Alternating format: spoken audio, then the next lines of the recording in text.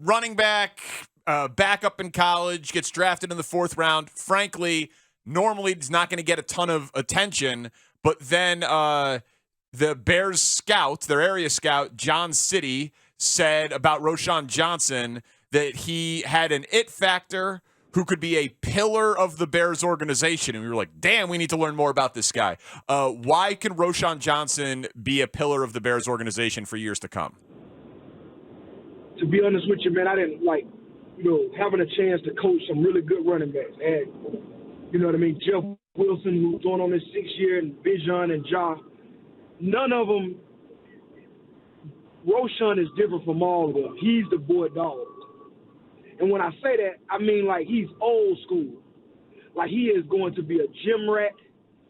Everything that people said he couldn't do, he's going to show him that he can. And it let y'all know it sort of bothered him. I don't know if you've seen his reaction when he got drafted. He was excited, but he had a little pissed off to him because he believes he's better than that. You know what I mean?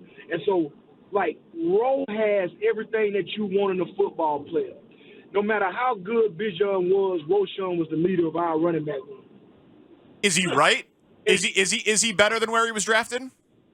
Yeah, I think so. He's going to show it. See, I have for me, playing the game, the things that I didn't do well in the NFL, like special teams and learning how to be, you know what I mean, more selfless as far as, you know, doing more for your teammates, like on the football field. Like, Rowe carried the ball only 91 times, even though he averaged 6 yards a carry because he could run the football.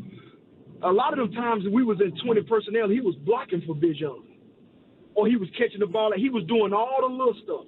He's a core special teams player. He's going to play like he can play just straight special teams if he wanted to. That's how good he really is. But the kid his hands got better. Everything that he needed to work on to me to get better on the next level, he ate it. When I told him and Bijan, I said, Rose, this is what you're not good at this. You got to get better, because he played quarterback and he was transitioning to running back. He had to be more of a running back than running the ball as a quarterback. Is a difference. You know what I mean? And so everything that you say to this kid, he's going to do. It's not going to surprise me at all if he's a starting running back, if he's a dude for that team, because he'll will himself to it. So it's good stuff about Roschon Johnson here. So it's one thing to think that you deserve to be drafted higher and be pissed off, or to think that maybe you deserve to be playing more than the guy in front of you, but it's another to channel that in the right way. So what you're saying is, like, how did he respond to the fact that Bijan got the bulk of the carries, the bulk of the shine? Did that bother Roschon, and what did he do with those feelings? Listen, what's the craziest thing? He didn't say not one word, never complained not one time. And so that's like my biggest deal. Like, for me, I know running backs. Running backs are going to be the alpha males. They want the ball in their hands because they want to win. And Rowe wants to win more than anybody, and so does Bijan. But he respected Bijan because he worked the right way. I believe if Bijan didn't work the right way in the weight room, didn't carry himself the right way, he'd have a problem. He didn't say one word, never complained one time.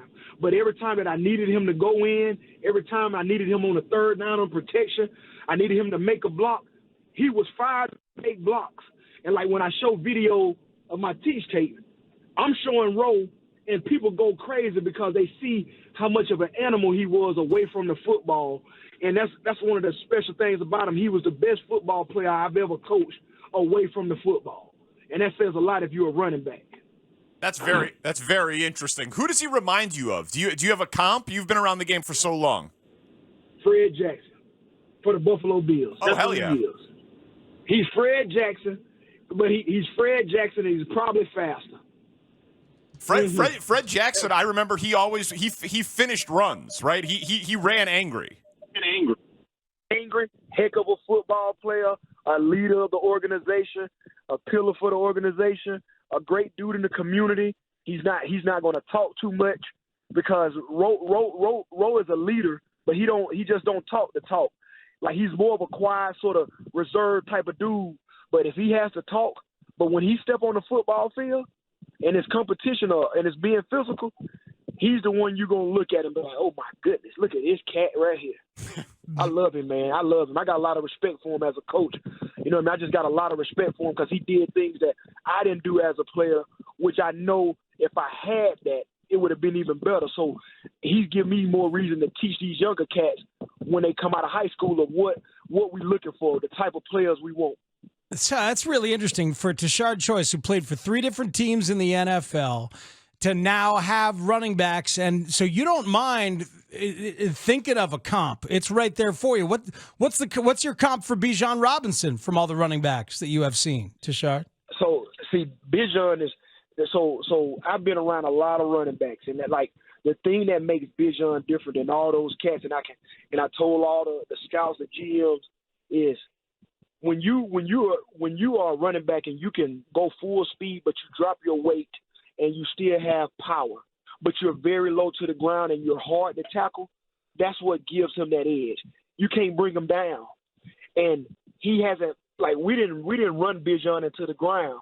And so his best years are ahead of him because he's going to get even smarter on the football field. His mental is going to start to catch up with his athletic ability. And this last year, what I told him what he had to work on was being more physical in his runs. Because the more athletic you are, the more you are in line to make people miss you allowing your athletic ability. But that player temperament, by putting your face mask on somebody, even though they know you can go around them making a move, that's going to make you a tough-nosed football player because that's going to carry on to the NFL because every run ain't going to be an explosive run. And them 3-yard runs, you got to be able to make them, and you got to make them consistently. You know what I mean? And so for that kid to be able to be in the football field on all 3 downs, can catch the ball, can be mismatches against the linebackers in red zone, middle of the field, can carry a goal line, can carry the ball in open field, can do anything in space. He gives himself an opportunity to be a playmaker, and that's why them kids got drafted so high, him and Gibbs, who I had at Georgia Tech. Them jokers are different type of dudes. Well, okay, so Tashard, that's what I wanted to talk to you about. Them jokers are different type of dudes. Hell yeah. You had a night Thursday as a coach, and I know it's not about you, and you'll credit the kids and all of that. I understand that. But, like, yes, sir. There have only been 12 running backs taken in the first round in the last 10 drafts. On Thursday night, Bijan Robinson, who you coached at Texas, where you're the current running back coach, was picked 8th. And then Jahmyr Gibbs was picked 12th, who you recruited to Georgia Tech. So you had 2 in the top 12 picks when usually there's about 1 a year for the last decade. What was Thursday night like for you? To be honest with you, for me, I seen Jahmyr, recruiting him since he was in the 10th grade, coaching him 2 years at Tech. I seen a kid that was homeless. I seen a kid that had his family and changed his whole life to give himself an opportunity to be an NFL football player. And when I saw Bijan, the first time I got the job at Texas, I called Bijan, and my whole thing to him was, if you're not on the stage with Roger Goodell, it's not going to be because I failed you. Because you can see it. And so how he practiced. And so all those little things, when their names got called, it was a selfish joy that I have more than even when I got drafted because I'm a little bitty piece to what all the work they did because I coach them hard. Like, I'm not no easy coach, pat you on your back. No, that's not Choice because that's not how the real world is. And these guys can be great. And so my standards and expectations for them are different. Him and Roe, Bijan, and Gibbs, my expectations for them dudes are very, very high. So let me explain this to you. So when I get into a room, I tell Bijan, I say, Bijan Robinson, I love with all my heart. But number 5, he can't do a damn thing right. So once they understand the player and the person, how I coach my guys, I love them guys. I got to love them before I coach them. And so in turn, they perform, and now they bless the university, their families. And so for me to see that and them guys take the coaching and be coachable, and then they good kids, you ain't got to worry about them outside of the locker room. They're leaders, they're teammates, they go do community service.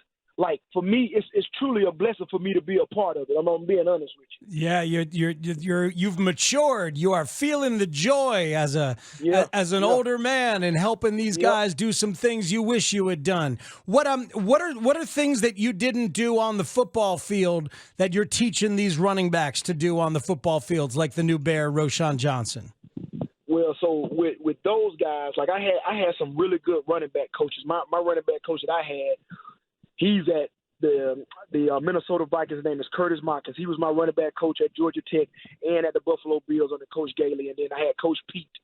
So with those guys, the thing that I wish I've done the most, and this is why I try to help them after football games. Like, you carry the football, you got to get in the cold tub.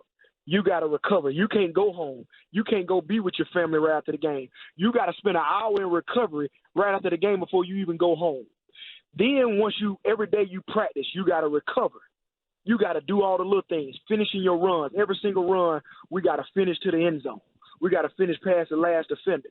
And then when we get to special teams, even though special teams is a part where most players want to, like running backs want to just run like I did, I make sure I harp to them all the hardships and the things that I wish I would have known to make it into the NFL, that you got to be able to play running back and you got to be able to play on special teams, because you give yourself, the more you can do, the more you'll be around. When you start selecting yourself and you're a first and second down back and you're not a 3-down back, and then on top of that you don't play special teams, you're gonna make yourself really small, because only 18 running backs got drafted in this last draft. And so that number is very small. And only 96 get to play on Sunday if it's 3 on each team. So every year you got to be one of the top 96 running backs in the world to strap your helmet up on Sunday.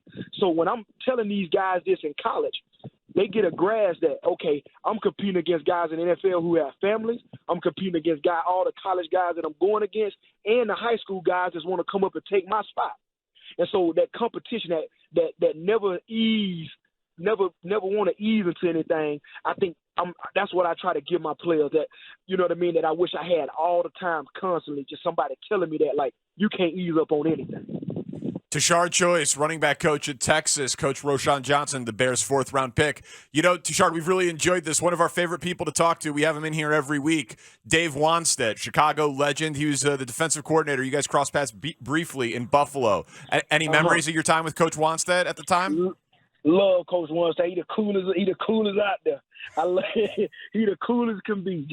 Just always professional. Knew how to coach every player on the defensive side of the ball. He was just good to talk to. Like, you know how some coaches you don't want to necessarily go up to, you don't know how they're gonna react.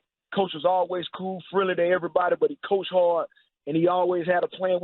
He was always ready to play. He was always ready to do what he had in the game plan. So a lot of our players, because Kelvin Shepard, who's the linebacker coach for the Detroit Lions, who I still talk to all the time, that play with me in Buffalo, he had number of good things to say about Coach Wannstedt as far as, you know what I mean, on the defensive side of the ball. Wani said we should tell you that they should have done more dive plays to you, just giving you the ball right at the middle. You know, he didn't trust quarterbacks anywhere he was. That's a good deal, though.